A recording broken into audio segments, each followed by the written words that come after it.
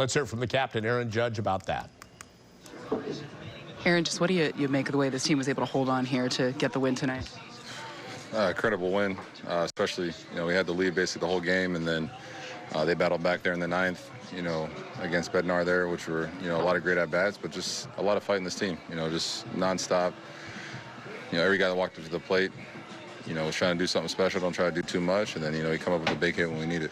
The way Giancarlo's been swinging the bat, when he steps to the plate there in the 10th inning, just what's your level of confidence in his ability to get something done? You're excited, especially a guy on second base.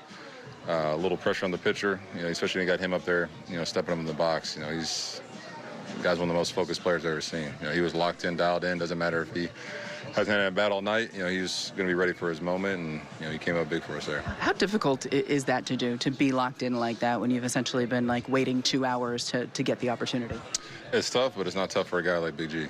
He's one of the best in the game for the reason, and it's just fun to watch and fun to be around. What'd you think of Schlittler?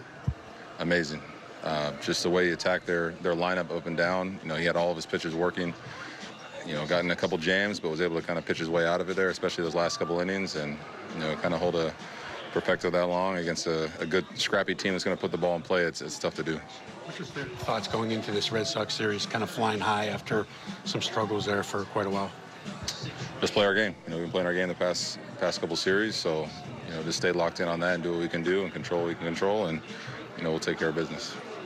You guys have won ball games lots of different ways. Talk about the way this team seems to find a way.